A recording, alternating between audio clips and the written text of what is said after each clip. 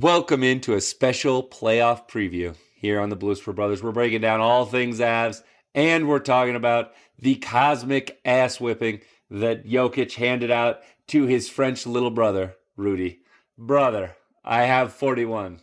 Dan, play that funky music. Rudy.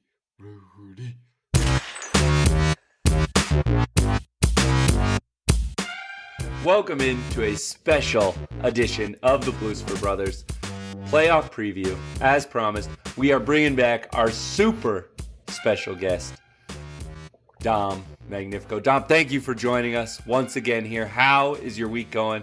Are you, as Avs Twitter has been in a panic, or are you having an okay week so far, buddy? It's a delightful week. Happy to be here, ready for the playoffs. That's it. So we're going to go deep diving into the Avs. It's been a second since we talked to Dom, our resident Avs expert, but we're getting into the playoffs. We have two MVPs in the league, and I guess that's just where I want to start, Dom, is McKinnon 100% winning this MVP? It feels like it's not as sure as maybe some Avs fans think it is, but what do you think? Make the case for McKinnon for me over these other clearly inferior hockey players? The people that are saying Kucherov is the shoo-in. I don't think I've watched McKinnon play enough. He's the most entertaining player in the league. I think just objectively. You look at the hat trick he had the other night. He just dominates people. It's disgusting. That breakaway goal was so unbelievable. It was. Which one of the three are you talking about? Because he blew past people on every single one of those goals. Man. It was like nuts. the true vintage. Like he kind of poke checked it away at the blue line, and then just like absolutely roasted two people. And then it's like, well, this wasn't a breakaway. Like there were actually three guys in front of you when you got the puck. But he's just too fast. 2 seconds, you turn this into a breakaway that is just, yeah. I'm looking at odds that have him like minus 475. So Vegas likes him to win. Yeah, it seems like him and Jokic are probably going to win this, and they both deserve to, right? Like it's, yeah. Okay, great. I'm glad we got that out of the way. The individual awards have been won for our boy McKinnon. Now let's get into it. The Avs have a big game coming up this Saturday. It is almost positive that the Stars will finish ahead of the Avs now due to a rough home loss that the Avs had there, 7-4. The Stars have the Kraken, who are not great, and the Blues, who are also not great. If they win one of those, the Avs can't pass them. But they can ensure themselves basically home ice in this first round and all the way to the Western Conference Finals. Correct, Dom? Hockey playoffs are a little bit different, but to me, I think unless we played Dallas in the second round, I think Dallas would be ahead of us in that, but otherwise. Yeah. So obviously, the Avs have performed better at home.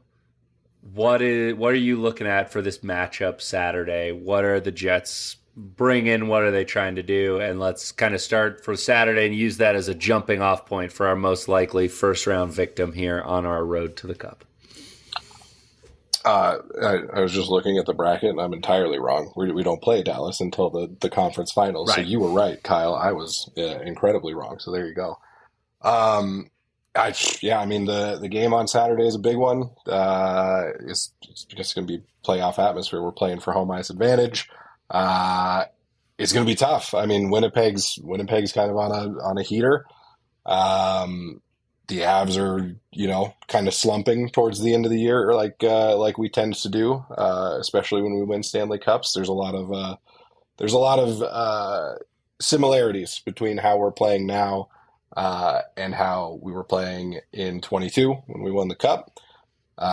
So, it's not time to panic. But the Avs need to pick it up. I mean, we've got a lot of firepower. Mikko's going to be back for the playoffs. There's a chance Landeskog is going to play, which even if he plays in a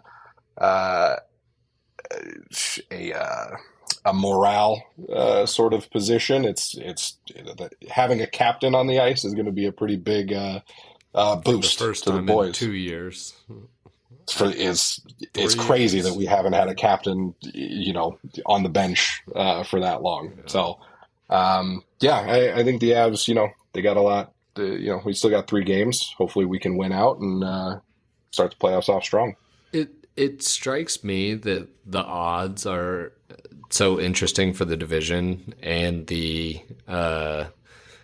we're still the favorites, right? But unlike the NBA, these odds are sort of like longer for even the champions. The Avs are the 3rd favorites to win the cup at plus 700 behind the Hurricanes and the Panthers. So we're obviously the top Western Conference team. Do you think that that's indicative of like previous success dictating that, or do you think that that's like, oh no, we're actually the best team in the West and we deserve to be the favorites? Yeah, I mean, I think if you look at the other teams, I mean, really the only teams that are consistently as good as the Avs, I mean, when the Avs are playing strong, who can beat them is the thing. So I think when you're looking at the odds, if those odds are anticipating that, Avs go into the playoffs healthy, the goaltending kind of shores up a little bit, they play the way that they should play, then there's not a team, especially in the West, that can stand up to them. Now, we kind of talked about this a little bit before we started, but the Avs tend to play down to some of their opponents. So it's just one of the things that kind of happens. We talked about a lovely loss to the Coyotes that broke all of our hearts. So that's the only concern is, whoever we end up playing, we kind of match their skill, even when we're clearly the better team. So that's something to watch. With this Jets team specifically, Avs come into this, they haven't beaten the Jets this season. They lost 6-2 most recently, and then 4-2 earlier in the season. Is that something, obviously with long season, there are times where teams just catch you on a bad night or teams catch you in a bad stretch, and it's not super indicative.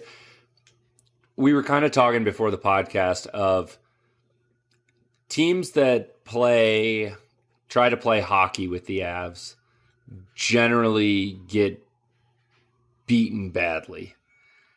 Teams that ugly it up and say, we're going to try to play as conservative as possible. We're going to just try to keep everything in front of us. We're going to, try to hold. We're going to try to play physical. We're going to try to ugly the game up.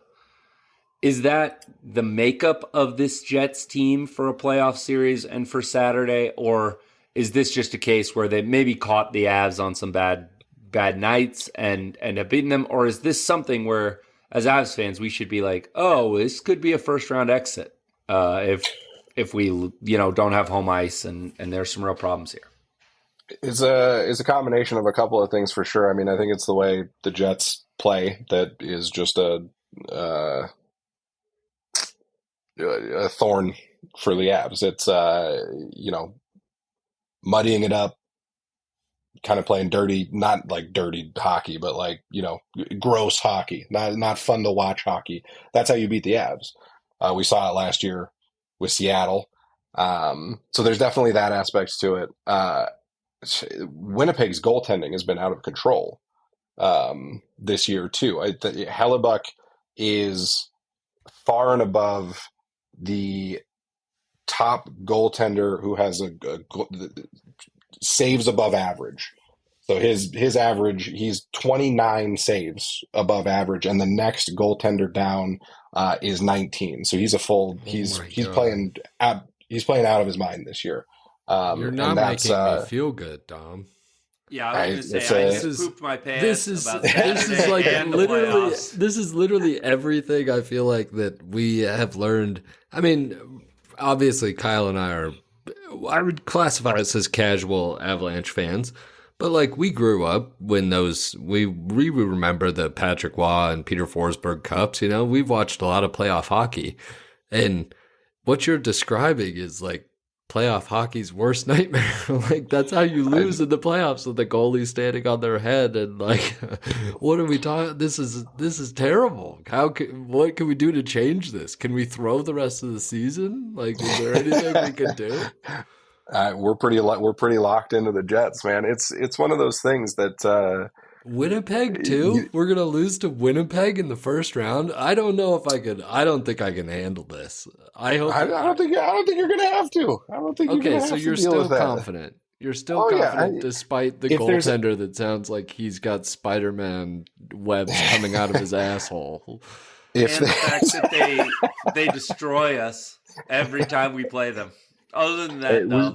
we've only played them twice this Other season. than the fact we've never beat them and their goalie is 10 goals above average. We don't need to be the doomsaying podcast. All right, listen. All right. If there's any team that is gonna snipe past Hellebuck, it's the Avs.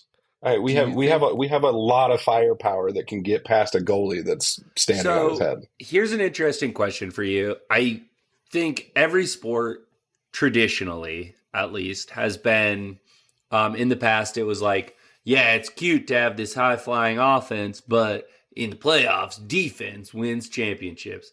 And in both the NFL and the NBA, that has, in modern era now, become less and less true.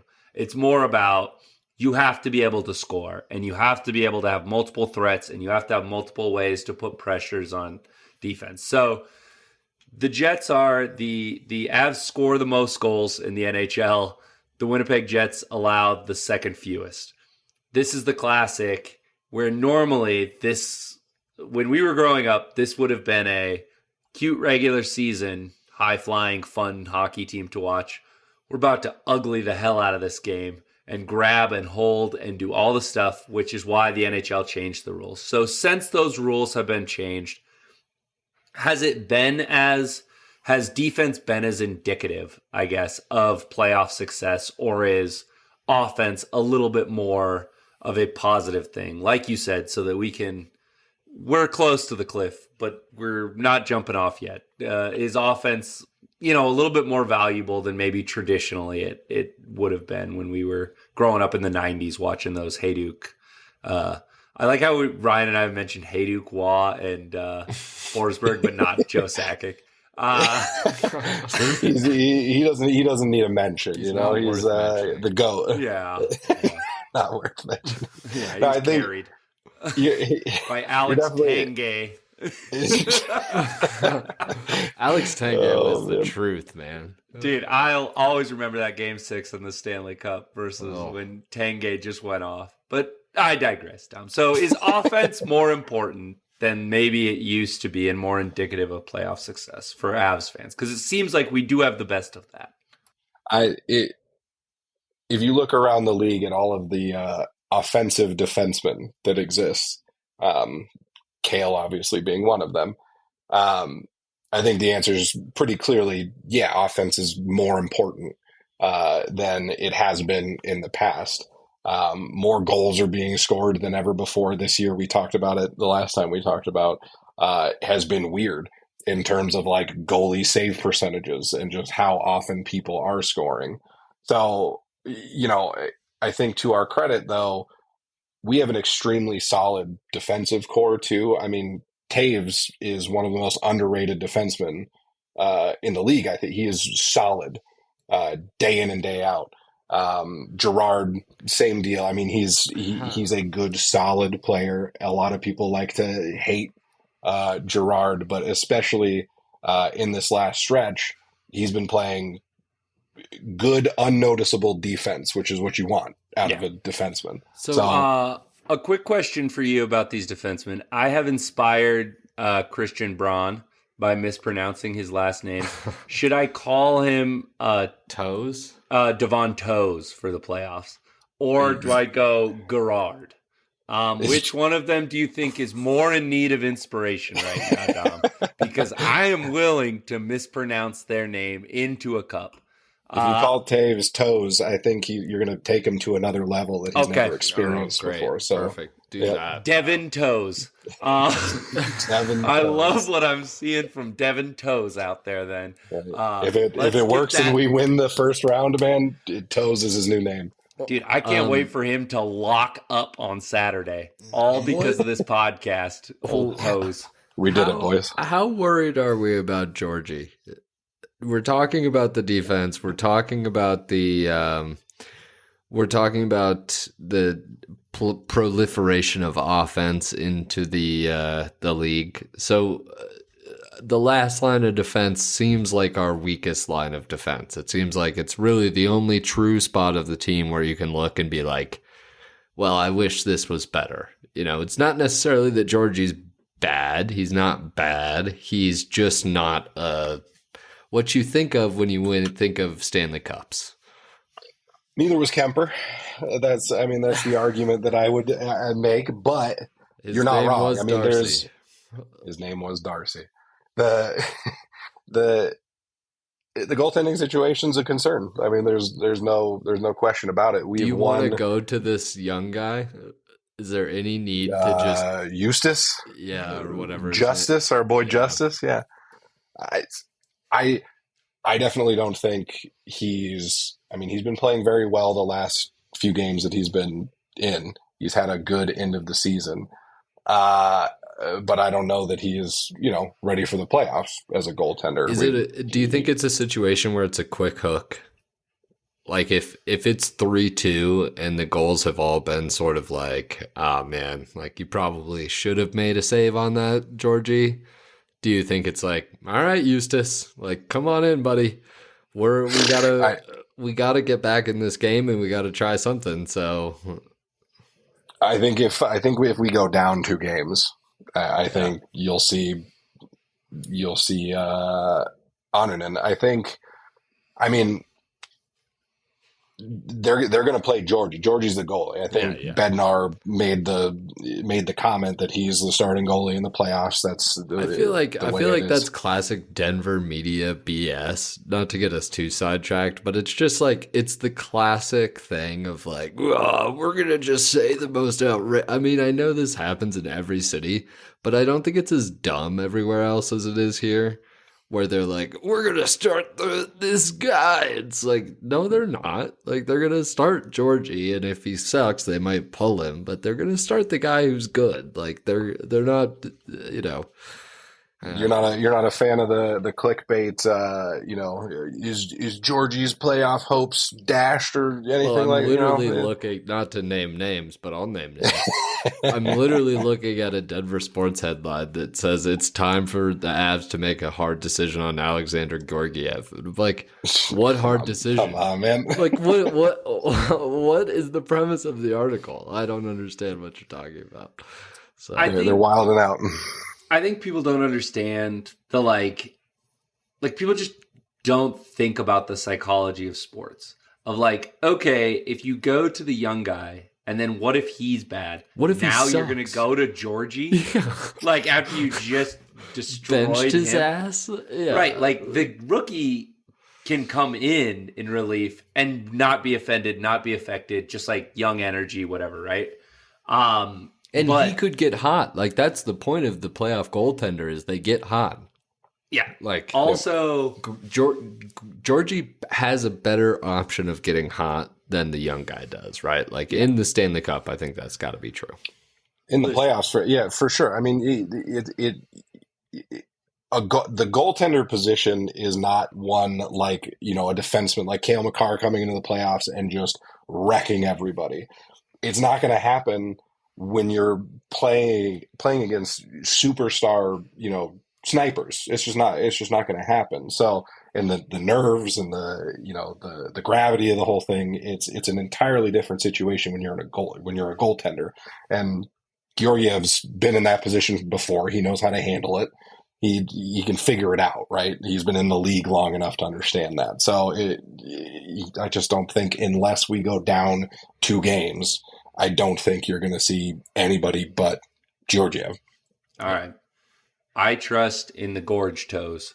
So good old Gorge-Toes is going to take us to the title. Nope. Don't like that. As well. Toes. I disagree. D-line coat, make the t-shirt. But no. You could have the Royal Gorge with just some gnarly hockey toes. Yeah, I'm saying. Sort of Colorado. I like the Royal Gorge. That's a good one. Or, I don't know, what we really need is we need more NHL player podcast leaks where there's, we have Michael Porter out here talking to Lana Rhodes. Like, we need somebody to talk to somebody who's leaking disappointed that in some guy myself. has a foot fetish. Because then we could have the Gorge-Toes and just have Is it going to be Taves? Is it going to be toes? Eating gross toes or something, on a t-shirt. That'd be great.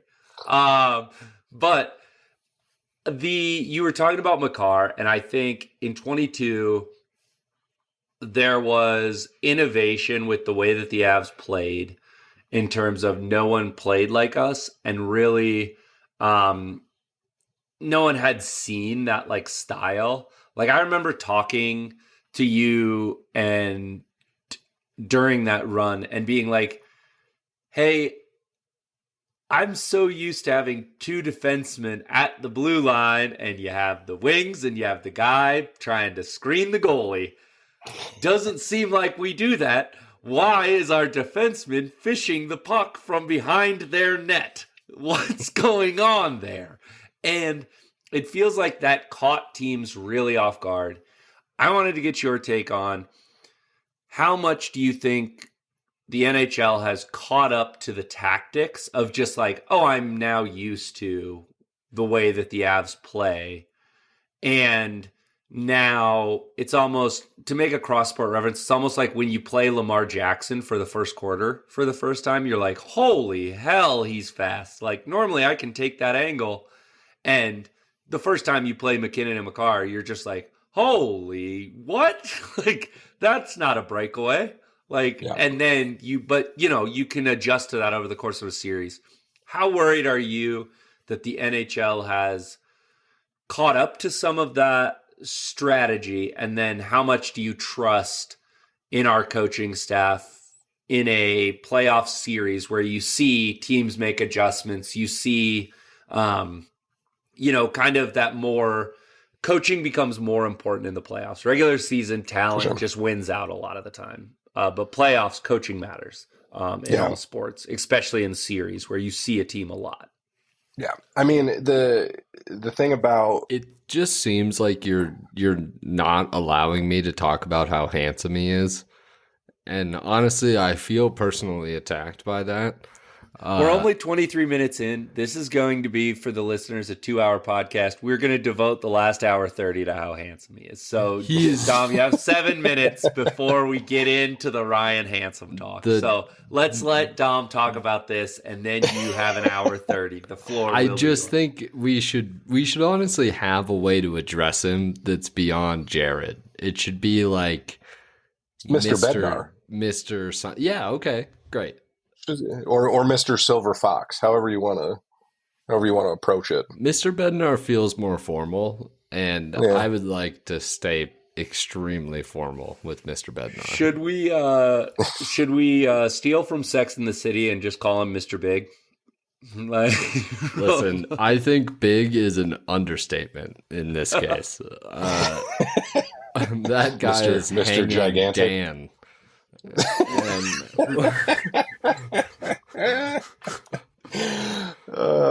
It's beautiful. I mean, Bednar is the master of shuffling lines. He's a shuffler. He does a really good job of mixing and matching and changing things up. So I think Mr. Bednar will lead us to the promised land. But Kyle, to your point about the league catching on to the way that the Avs played and how they, prioritize offensive defensemen in some cases and stuff like that. I mean, the league's trying to replicate what we did because it worked, right? I mean, there's a ton of young defensemen that are, skill players like Cale Makar. So it's just the sheer fact that the guys that we have on our team are just so vastly more talented than most of the other people in those positions, make it easier for us to continue being successful doing that. But teams find ways to defend against it. Playing that grungy type of hockey is, like we talked about, the kind of the bane. So, I mean, when you look at players that can skate like Makar and stick handle like him, players that are just so dominantly fast like McKinnon, their pure skill is going to win out against most people. And we need to lean on that. But kind of to that point too, that style of play opens us up to needing Georgie to make big saves because we're going to be giving up some opportunities with, defensemen pinching down and being more aggressive to score those goals. And he's going to need to come up big. So it's the way it has to be. All right. I want to then ask, it feels like Winnipeg is a terrible matchup. But let's say we get through them. Who is on the road to the West? Who is the other team that you are like, oh, God, not them? I know people are up in a tizzy about the Stars because they just beat us. Is it them? Is it? I'm always paranoid about the Knights. What do we've got of the other Western Conference teams who, if I told you, hey, the Avs don't make the Stanley Cup, but they make it out of the first round, who would you say, oh, they got him? Like, this is probably who got us. I mean, I'd rather play the Canucks than the Knights, just based purely on the salary cap magic that the Knights have used in order to get where they are. The Knights are always a concern. They're they're veteran core. They're big. They tend to have a pretty solid bead on the Avs and how we play. I think their goaltending is a little suspect. So I think the Avs would be able to take advantage of that a little bit and all that. So I'd probably rather play the Canucks. I think we'd beat the Canucks. I think we'd beat the Knights. I think it would just be, a hard fought series. The Stars, once we get to the conference finals, that's going to be a hell of a series too. I mean, the Stars play fantastic hockey. They, that's do you obvious think there's based on the amount of points that they have. But do you think there's any letdown factor with the Stars? Listen, I mean, the guy was a DU coach back in the day. We got to get our shout out to the Pios, going back to another national championship. Their head coach, he used to be the head coach of the Pioneers, and he choked a lot in Frozen Fours. I mean, there were a lot of Frozen Four teams that probably should have hung a banner there, and, I'll leave it at that. But, do you think there's any possibility that something weird happens in almost every one of these NHL like first round? Something crazy happens. We hope it's not the Avs this year, but who do you think of maybe just like expand it to the East too? Like, who do you think of these teams is just like kind of ripe to get picked off in that first round? It's a good question. I mean, the Maple Leafs they're never going to make it anywhere. So, they're a first round exit. Okay.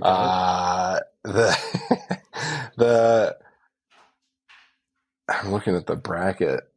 Any chance the Bruins get beat? I definitely think there's a chance. I mean, the way that we just picked them apart kind of exposed some holes in their game. It just seems like they're old too. Like, I don't think you're wrong. I mean, they kind of have, they have that old guard core too, as part of their team, which in a playoff situation, can work to your advantage, I think, because they don't feel the pressure as much. But I mean, the Caps kind of have that too. So Yeah. I mean, I think it is possible that the Bruins get picked off. I don't see them losing to the Caps though. Can we rule out? I was thinking about. I'm workshopping this theory, and it goes across multiple sports. I don't think we can rule out that Bill Belichick would have said, I will take 20 years of misery for Boston sports for the Patriots to get every call and every BS like free agent, and I'm going to play wide receivers at cornerback, and it'll work out fine for this window here. Because it feels like the Bruins were unstoppable in the regular season. The Celtics are unstoppable in the regular season. And then they just kind of pooped down their leg in the playoffs these past few years. And they're kind of insanely talented. And when you look at it on paper, you're like, well, of course they'll come out of the East. But then, like we've been talking about, it's kind of like, well, it feels weird to analyze them, I guess is the point. Because you're like, it's not so much that I don't believe in their talent, or I don't think they're good, or I don't think they could come out of the East, or maybe even should. But they kind of seem to always poop down their leg, and it's the same thing with the Celtics. I don't trust them to do it. Yeah. I agree. I think, whatever sacrifice Bill Belichick made has worked well for him and not well for anybody else. It was his firstborn son. I mean, have you seen that guy? I've got more wrinkles on my face than he has on his brain.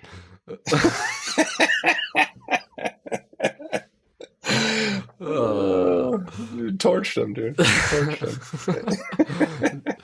him. I see the Bruins potentially more slipping up in that second round. Like that Panthers Maple Leaves, like the Panthers seem sort of sneaky. I'm just watching games, Dom. I'm over here grinding tape, I'm not grinding every game. Putting in the effort. Good for you. I'm watching the ESPN and TNT games. So attaboy. As terrible as the commentating is, you're able to make it through that. I watch most of that shit on mute, dude. I mean, I don't even watch the NBA commentators anymore. I'm listening to a podcast and I'm flipping channels. Like good man. I'm not listening to any of that. All right. Okay, so what's your confidence level? Like, bring us back to 20, whatever it was, 22? Is it 22? Mm-hmm. Yeah, bring us back to 22. Compare your confidence level from 22 this time of the year. They're still playing like shit, sort of. They're like slumping into the playoffs. How's your confidence level 22 compared to now? I think my confidence level in 22 was higher than it is now purely because of the goaltending. You like Darcy. I liked Darcy better than I like the way that we're winning despite Georgie right now. Georgie is he has the most wins of any goaltender in the league right now, but it's one of those things. Maybe an offense is going to win championships this year, and if the Avs can find a way to put 45, 50 shots on goal against Reggie Jackson's in first place in the Western Conference too. It's not necessarily exactly correlated, I have decently high confidence. I would say maybe 10-15% less confidence than I did in 2022. Okay, but if we get out of this first round, how about confidence goes up? How about just in the West then? I'm going to make it simpler. Let's just go through these Western Conference. Dom, we won't hold you to these as like your rapid fire really thought out yet, but okay, I'm just going to go through them. Dan, take notes. We should all make picks. Are we all going to make our bracket live here? Western Conference. Yeah. Let's do it. Okay. I've done zero research, so I'm ready. We've got Canucks and Knights. I'm taking the Knights there. It really pisses me off because the Avs have absolutely beat the hell out of the Canucks. We can't do this commentary, Terry, if we're going to get through this. Yeah. All right. You're right. But I'm taking the Knights, and it makes me mad. I hate them a lot. Dom? I got Canucks. I'm taking the Canucks, too. I will be rooting against the Knights every game. I really hope you guys are right. Then we've got Avs and Jets. I am taking the Avs here. Avs. It's gotta be Avs. Yeah. Then we got Oilers and the Kings. I am taking the Oilers here. I want to take the Kings, but I'm going to take the Oilers too. I don't know, man. Oil's pretty bad. I'm going to take the Kings. It's a bold move. The Stars and the Predators. I'm taking the Stars. I think the Predators are very fraudulent. Yeah, Stars. Yeah, the Stars are going to win that. Yeah, and I think, sadly, if I had to pick the closest first round, I think it's going to be the Avs one. I think that thing could go 7. It's not fun to disagree. feel that way. It's not fun to feel that way. So now I have the Knights versus the Avs, and I am going to take the Golden Knights. Oh, I'm going to say the Avs go down here. You think the Avs go down to the Knights? Yeah, it really upsets that's crazy. me. But yeah, we don't live in a just world, Dom. That's true. I've got Avs Canucks. I'm going Avs. I think the Avs take the Canucks. Yeah. Yeah, the Avs are winning that. If it's the Canucks, I will be taking the Avs 1,000,000%. And looking for gambling sites of like 6 games or less odds. Then I have the Oilers versus the Stars. I'm taking with Ryan's thing, I'm taking the Oilers in an upset here. Oh. I'm saying DU coach is pooping his pants. I'll take the Stars. I think we play the Stars in the conference finals. This is Kings all the way, baby. He's taking the Kings of the Kings, Cup. Avs. All right. I have the Knights then beating the Oilers here. I've got the Knights going to the Cup. I was really persuaded by the fact that Dom talked about their rampant cheating. I was like, that seems good. Like, Hey, man, so they're just not getting punished for rampant cheating? Seems like that's going to be hard to beat. It's it's the only way that they could make it into a wild card All of our spot. guys are injured. Now they're back. Hey, all right. I've got Avs Stars. I think Avs, upset the Stars. Everybody's gonna be on the Stars train. It's gonna be Avs. I love that. I have the Avs as well. I believe that the Avs will You think the Avs are going to beat the Kings? I believe that the Avs will beat the Kings. That's a wild take, Ryan. Wild take. I don't know. Thank you, everybody. Ryan saw that the Avs have this miserable first round opponent and was like, "How can I get him the easiest round of the cup the rest of the way?" Absolutely. And he I'm did a it, true and I homer. respect it I'm so a true much. homer. I'm love not trying to make them boys work hard. Like No. We want to Save your energy for when it matters. Yeah, exactly. In the immortal words of Aaron Gordon, let them grind over there. It's all easy over here, right? Like it's all easy coming to work over here. It's all grease over here, baby. Yeah. All right. So thank you, Dom, for breaking down the Avs. We're gonna have. I'm sure we'll talk to you again as these playoffs progress. I'm sure I'll text you many a time having an aneurysm, Saturday and beyond. I am so ready to. There's nothing like playoff hockey to make you hate a team. I will hate the Seattle Kraken multiple years from now. The Stars, I mean, that goes back to the 90s, but when they knocked out a clearly superior Avs team because we just did stupid things at the blue line over and over again, I hate them. And I'm looking forward to hating the Jets. So I can't wait. It's good to have sports hate in my heart. Which is, of course, different from real hate. But sports hate, it's going to feel good. So thank you for breaking it down with us. I don't hate anybody. Avs. I only sports hate. Even when I hate real people, I just hate them in a sports way. The exception that Says proves beautiful, that rule is Dwight Howard. I really hate Dwight Howard. But that's the only person that comes to mind. Rest in peace, O.J. Simpson. He went to the big Bronco in the sky, boys. Yeah. But we wanted to can't quickly... imagine what that prostrate has been through. I mean, honestly, the stress of murdering your wife and her lover, and then the rest of his life is really just, I mean, it's one big clenching of the butthole. So it's not a shock that that's what ended up taking him out. Yeah. And prison. Don't forget about prison. That's a clenching of the butthole in a different way. Oh boy! Dan, have fun editing this one, big dog. I see no cuts. So no edits necessary, baby. Yeah, see no cuts.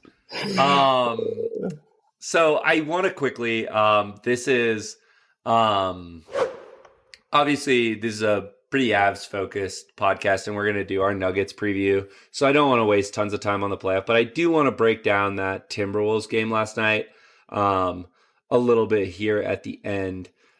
So Ryan, I guess biggest takeaway that you had from that game, because it felt like the Timberwolves, I mean, because the NBA is stupid and doesn't want to compete with UConn, Purdue, we had this on a back-to-back, but it does feel like both teams went for it. And that UConn, the Timberwolves Purdue, were making adjustments. Let's just skip this and actually just talk more about that UConn Purdue game. I mean, man, Kyle, what a performance of basketball IQ out there. I mean, it's hard to I recognize why people are so worried about the pro game. I mean, what a God. It doesn't look like the same sport was being the three-man by the way, weave, the national championship versus the three-man Timberwolves weave Nuggets on a back-to-back. The three-man weave at the three-point line is really just something to behold. So yeah, it's beautiful. I know we got to talk about the Nuggets because we're a local podcast, but I do just want to say, wow, like I really enjoyed that very very much. Great job by everybody there. Yeah, another W but for the what NCAA. What was your biggest takeaway from that game? Insofar as obviously the Timberwolves, they played the strategy. They played all kind of versions of it, basically, where they started with Naz Reid and then Gobert helping. And then they got a little foul trouble, so they tried the really small, where you go Kyle Anderson and you hope that the refs allow you to beat the unholy hell out of Jokic and then help. And then they were like, don't worry, we have the defensive player of the year, Rudy, out here. He'll lock him up. Rudy. None of them were effective in terms of Jokic went 41 points. But what was kind of your takeaway, your biggest takeaway from that game? Because mine was the smaller guy and help with the big is dead. If you can't help with Rudy Gobert and have success there, it feels like Jokic has absolutely figured that out, and you are going to get carved the hell up if you try to do that. Because Jokic, the adjustment he's made is he starts facing the basket, he goes at them like with just a hard dribble, and he never puts his back to the basket, really. Like, it's very quick, and he'll just go, I'm going to watch you come over towards me, and I'll kill you with threes. Whereas before they were doubling from like that block place where it was a little bit more effective and it was harder to get passes out of it. Well, but then they just lobbed a dunk to AG if they double out of the block. So it's like... but it was harder to do with Gobert being the help guy. Or Anthony Davis. Well, if it's that's where it was kind of more effective. Yeah, if it's a 7-footer but I'm saying from help. But I agree with you. I think the thing that my biggest takeaway is probably the thing that I harped on the biggest or the most going into the playoffs last year is just that Jokic is the best player in the world. And that matters way more in the playoffs than it does any time else, essentially. Like, having the best player on the floor in the playoffs often just wins you the series. You can have a great team, but if there's a transcendent player on the other side of the court, it doesn't necessarily matter. And Jokic was the crazy part about the game last night is that he was great scoring, but he he was okay in the other parts of the game. We missed shots, and there were things that, the other people could have done better, but I don't think Jokic is happy with his game. He shot free throws terribly. Like, he should have had 50 probably. So, it's, to me, the team is scarier this year. This might be a hot take.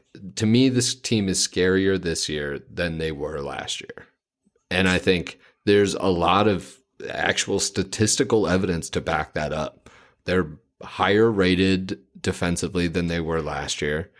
They're not as highly rated offensively this year as they were last year, but that sort of makes sense given the way the games were officiated in the first half of this year, where James Harden was getting James Harden-esque calls for a lot of that. And so I just think, they won more games this year than they did last year. Everybody's pooping their pants because they're not necessarily locked into the one like we were last year. But to me, it's I actually think they're playing better. These the Christian Brown in the last 2-3 weeks has been a different player. He looks like the guy from the playoffs last year as opposed to the guy from the first 3 months of the season. So I think everybody's rounding into form at the right time. We got great rest for Jamal. And to me, the biggest takeaway is that Jokic he's the key to everything. We are going to go as far as he takes us, and that has always been the case. That's never changed in the last 4 years. But he's seeing the game on a different level than he even was last year, and the gap between him and the second best player in the world, I think, is pretty big. I don't think that there's a series where I'm worried about him performing, and that is really comforting to just know that you're going to get 30, 15, and 10 on a night where you need it. If he needs to go get 30 and 15 and 10, he will go get it. So that's nice to know. Yeah. I guess if I could sandwich in a negative, and it's like you said, I think the starting five is absolutely better. I do think off the bench, there's kind of no signs that Reggie Jackson is going to round into the form of having the Bruce Brown potential of oh crap, Reggie Jackson dropped 20. He was aggressively awful last night. Defensively terrible, offensively. I don't care as much about the shot selection when we were resting Jamal and it's him out there with very limited offensive players. I'm dude, whatever. As long as we can get back on defense, do what you got to do, man. I don't care. But when he's sharing the court with Jokic and he took some truly wild layups off of pick and roll, that stuff is really bad. And I can't have that kind of decision making in the playoffs. So that was another thing that was concerning to me, was he is really aggressively bad. And we're going to play him, and we need to play him, and I think we should, and all of those things. But I think it's... Damn, he is bad. And he's terrible defensively. I just think he's getting a much shorter leash. And I think we talked about this last week. That rotation is going to get slimmed down. And I think where Malone can tinker with those lineups and even play somebody like if he could steal Watson 3 minutes and have essentially Jokic run point, I think he would do that. I think he can get creative in ways that he hasn't really been willing to in the lead up to the season because there's not really a need to. But when that rotation shortens to 8 guys, like I would not be surprised to see Reggie Jackson finish some of these playoff games with 8 minutes. If he's not hitting shots, like there's really no reason for him to be out there because he's not a facilitator of the offense like we need him to be and like fits into the sort of free moving offense that we have. So yeah. The other thing that I didn't realize even live at the game, but I did think we should mention is the Timberwolves are the number 1 defense in the league, and the Nuggets scored on 15 straight possessions down the stretch and just obliterated them. And I was listening to Ryan Russillo talk about the game, and he highlighted, he was like, when the Nuggets did that, Aaron Gordon sat. And he's like, some of it was turnover, some of it was that, but he's like, they couldn't do a lot of their doubling off because we're just going to throw Watson in the corner, and Watson and CB are used to taking corner threes, and they're shooting a better percentage than Aaron Gordon is. Whereas in that first quarter, some of what was stagnant is that Rudy Gobert was not guarding Aaron Gordon. And you have Holiday to throw in that position too. Like you're deep at that sort of like switchable, stand in the corner, but can stand in the corner and knock down shots. Like that's what I'm saying. Like I think that yes, I'm concerned about Reggie Jackson. It's the one thing. It's like goaltender for the Avs. I'm concerned about it. Yes, like we don't really have a backup point guard. Thankfully, we have 7-foot Magic Johnson. So it doesn't necessarily matter that we don't have a backup point guard because hopefully we can figure out these lineups to like minimize his impact of actually having to be that facilitator. But yeah. All right. Perfect. Well, next week we're going to get into the Congratulations Nuggets. to everybody that took my advice, I don't know, like a month and a half ago and bet on the Nuggets to win the division, by the way. Yeah. Well, we'll see if Popovich screws us and plays Wemby. Well, I did place that bet, which you know I never place a futures bet, but I did place that bet and I cashed it out. And because it was like double the money, and I was like, well, it was a week ago, I think, that I cashed it out. And I used some of the winnings to bet on the Thunder at that point to win because their odds basically flipped with the Nuggets. And then I cashed that out yesterday for a loss. So, hey, all right. I thought that was going to be like you were kind of hoping Wemby plays and messes us up. I was like, come on, Ryan, don't end the podcast. I think we're winning the division and we're getting the number 1 seed, which is a huge. I mean, it's a boondoggle. Everyone in the West, I think it's not being talked about enough that the Nuggets didn't lose a home game in the Western Conference run, and they smacked people at home too. That crowd last night was also... last night was a playoff crowd. Yeah, it was a good crowd. It was good. All right. So next week we're going to have playoff preview for the Nuggets. Then we'll following week we'll have playoffs in swing. We're going to have draft stuff for the Broncos. More and more mock drafts. More and more mock drafts have them trading back. And I'm just mentally preparing myself for that, of just being like, well, this year we're screwed. What's Danucci up to? Yeah, I mean, Danucci. Yes, Tom. I knew I could get you back. Yes. Yeah. My boy Danucci is going to come out of the woodwork, and he's going to be our starter, guaranteed. I hope so. I mean, let me tell you, no quarterback is staying upright for a whole season behind our wide receivers that can't get open and our. I had a lot of fun cheering for Danucci at that preseason game. Dom calling him his little paisan. That's my paisan. Let's go. Yeah, I'm in. If we trade back, I think that's what we're doing. So that's fine with me. We're going with Danucci. That's your call. Yeah, but no, I just think that's the funniest outcome. I think we're going to be really, really bad.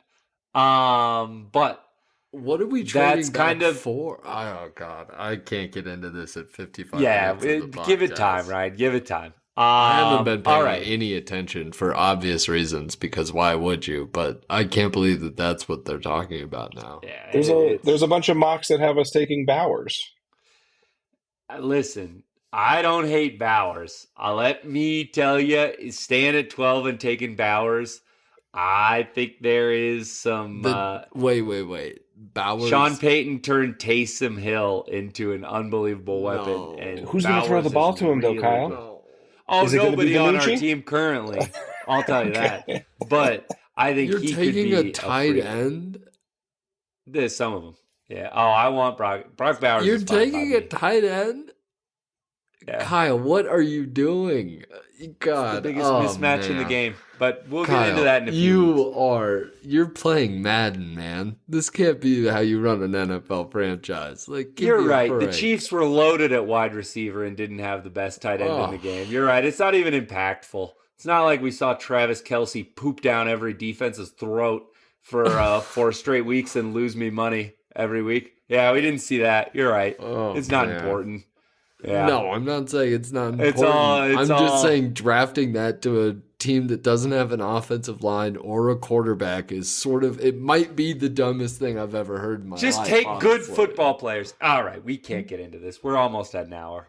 All right. Take good football players. Take good football players that aren't tight ends. We're a top 10 pick. You could find a different player that's not a... We are not in the top 10. We are at 12. 12, whatever. Top 15 pick. You can find a player that's not a tight end that's good. If you can't, then you should lose your job. That's my proposition to you. If your top of your board is we're taking Bowers. If you get excited about Bowers and you're looking at that roster, I need you to get your head evaluated. Well, when he's dating the greatest pop star and we're going to 3 straight Super Bowls here 10 years from now, I'll remember this podcast. Oh, man. Moment. I can't wait to be cheering for the Dolphins when that moment comes and mock you for this. It'll be fine. When the Broncos are a rotting franchise just like Walmart's going to be. Jesus. You're supposed to be back on the bandwagon. All right. I regret telling you anything about the draft. We will not be previewing the draft on this podcast anymore. It causes too much blood pressure spikes for us. But we will be talking Avs playoffs, Nuggets playoffs, all that good jazz. It's an awesome time to jump on board. So subscribe, tell a friend to tell a friend. And Dom, thank you so much for coming on. This was a delight. We will have to get you back on here during the playoffs, buddy. And I can't wait to watch playoff hockey with you and sports hate the Winnipeg Jets. Likewise. Thank you, boys. I'm gonna straight up hate those Winnipeg Jets. All right, I love it. I'm putting my Buddhism to the side and I'm coming with the hate. All right, we will talk to you next week. Thanks to our super producer, Dan the Man, producing this all the way from Utah. Have a great week. We'll talk to you next week. Go Nuggets. Say go hi Avs. to Joseph Smith, Dan. Bye.